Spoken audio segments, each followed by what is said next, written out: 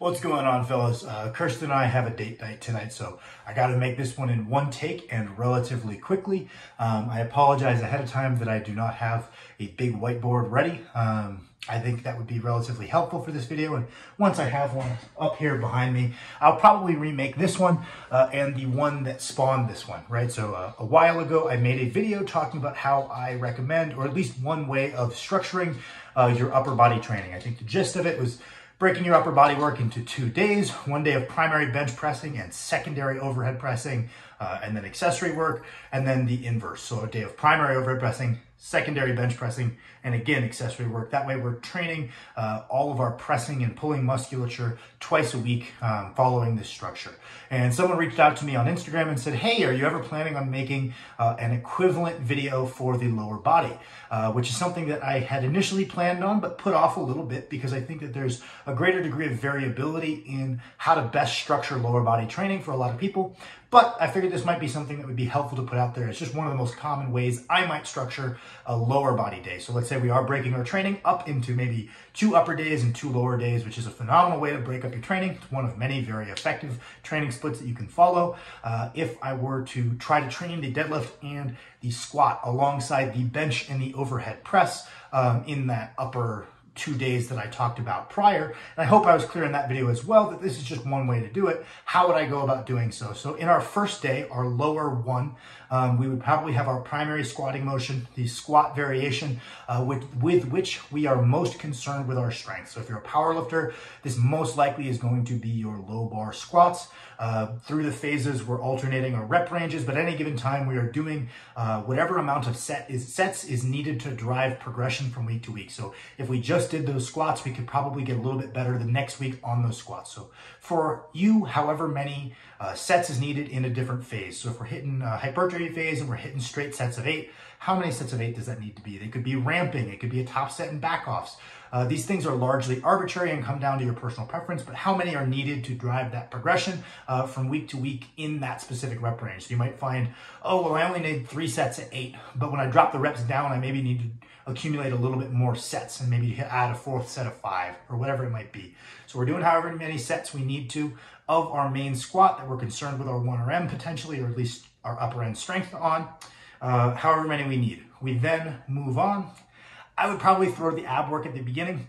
That's my personal preference. I train abs on both lower days. I know Paris likes to throw abs on upper and lower days. I just throw them on my lower days. I throw them at the beginning. That way it's an excuse to get warm, break a sweat, because it's not a primary mover. Once we kind of get acclimated to that work at the beginning, it's not really going to detract from our performance significantly on our main compounds. Kind of once we get that past that initial acclimation period. So throw abs at the beginning just because most people skip them when they're at the end. So we just use them as a warm up. That way they get done and we come into our first squat a little bit more warm. So abs at the beginning, our main squat, however many sets we need to do. And then we're going to select our hinging variation that either highlights whatever the lagging musculature in our deadlift is, or whatever lagging technical element, or a little bit of both, right? So this could be RDLs, this could be stiff legs from varied heights, regular pulls from varied heights, or pause deadlifts. It would be a very common one.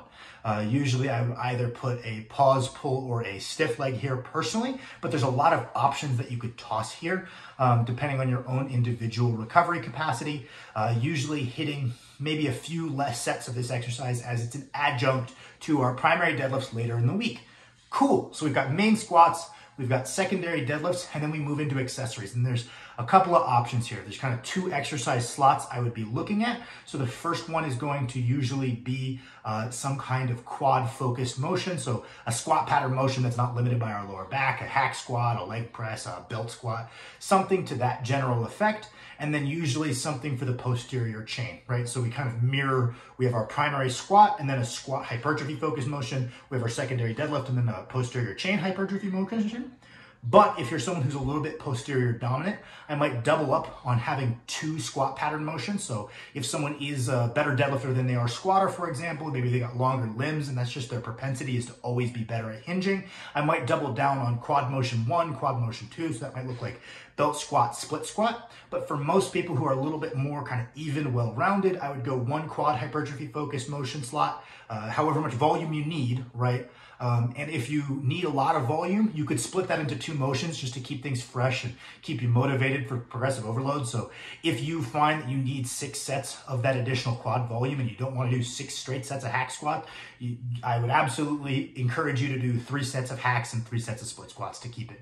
But that's kind of the exercise slot. And then maybe a posterior chain motion like a hamstring curl or a back extension would probably be the 2 that I throw in that slot most frequently. Then we move on to lower session number 2, where we start again with abs. Just get that out of the way, get warmed up. I usually have people squat before deadlift because it's easier to deadlift with tired legs than it is to squat with a tired back, but some people feel perfectly fine putting their squat after their deadlifts. That way they can truly prioritize their deadlift on the session if it's something that needs to come up. So I would say, usually I would put my secondary squat motion. So again, a motion that either highlights the muscular or the technical elements that is lagging in our primary squat. So maybe a front squat, a pause squat, a high bar squat, something to that general effect that's gonna shift that emphasis a little bit. If you kind of don't know, oftentimes I would just recommend throwing pause squats from whatever your regular bar position is, because that's very rarely a miss, or high bars. I think that those can both work for the vast majority of people.